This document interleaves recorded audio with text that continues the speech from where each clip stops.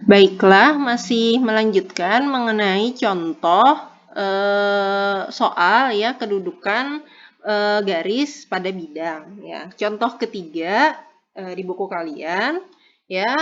Contoh soalnya adalah seperti ini. Kita diminta tentukan persamaan garis G ya yang melalui titik A 1, -2, -3 sejajar bidang rata H, artinya garis G ini sejajar bidang rata H, yang mana bidang ratanya H itu adalah 2X tambah Y kurang 2Z sama dengan 0, dan menyilang tegak lurus garis lurus G1, yang mana persamaannya adalah ini.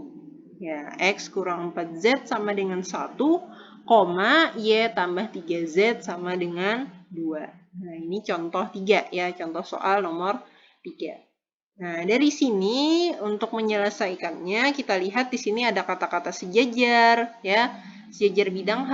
Nah, berarti melibatkan materi mengenai kedudukan garis dengan bidang. Lalu di sini juga ada dikatakan bahwa garis G itu dia menyilang tegak lurus garis lurus G1. Berarti di sini selain mengandung soal yang mengandung mengenai kedudukan garis dengan bidang, kalian juga harus mengingat lagi materi mengenai kedudukan garis lurus dengan garis lurus atau kedudukan dua buah garis lurus. Nah, untuk menyelesaikannya, sambil tadi sudah membaca soal, kita sebenarnya sudah bisa mengidentifikasi apa yang diketahui dari soal ini. Yang pertama, tentu yang kita ketahui adalah garis G, ya, garis G yang belum diketahui persamaannya, ya, atau garis G ini sebenarnya adalah yang kita mau cari. Nah, yang pertama, si garis G ini dia melalui titik A, yaitu titiknya 1, -2, -3. Yang kedua, G ini dia sejajar bidang H, ya. Dan yang ketiga, tadi G dia menyilang tegak lurus garis G1 atau G dengan G1 itu bersilangan. Yang mana persamaan garis G1 ya, kalian ingat lagi dia berbentuk perpotongan dari dua buah bidang rata. Yang mana bidang yang pertama adalah X kurang 4Z sama dengan 1. Dan bidang yang kedua adalah Y tambah 3Z sama dengan 2. Nah, dari hal yang diketahui ini, dari sinilah kita mau mencari persamaan garis G. Ya, sehingga dari sini, dari yang pertama G melalui A. Berarti kan persamaan garis G, kalau dalam bentuk vektor, maka akan seperti ini. X, Y, Z sama dengan 1, -2, -3. Kenapa? Karena A itu adalah salah satu titik yang dilalui oleh G, atau A itu ada pada G. Tambah lambda A, B, C. Kenapa masih A, B, C? Karena kita belum mengetahui vektor arah dari G. Dan inilah yang mau kita cari. Ya. Karena persamaan garis G yang mau kita cari tidak akan lengkap kalau kita belum tahu vektor arah garis G. Nah, enggak, berarti yang akan berguna adalah dua ini, ya, dua hal yang diketahui ini. Pertama, G sejajar bidang H, maka kalau garis tadi dia sejajar dengan bidang, maka yang pertama adalah vektor arah garis G dikali dengan vektor normal bidang H sama dengan 0, atau menjadi 2A tambah B kurang 2C sama dengan 0. Ya, A besar, B besar, C besar dari H kan adalah 2,1, -2. Ya. Lalu G menyilang tegak lurus garis G1.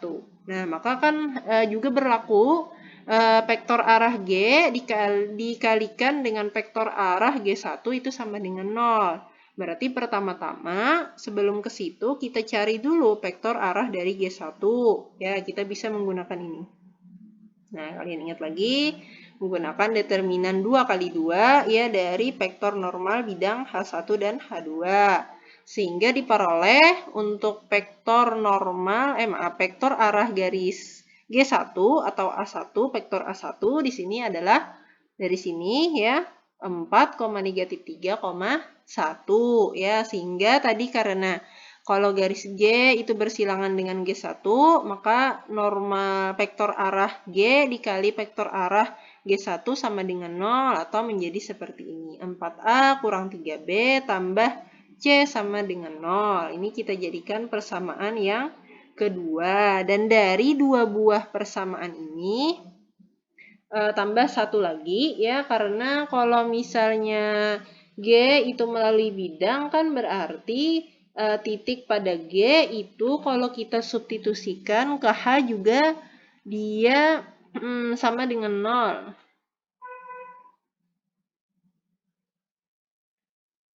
Tidak ya, tidak usah. Jadi dari dua ini, karena di sini ada 3 variabel, di sini ada 3 variabel, namun persamaannya hanya 2, berarti kita bisa menggunakan eliminasi ya atau substitusi untuk mencari perbandingan antara A kecil ini banding B kecil banding C kecil untuk vektor arah garis G.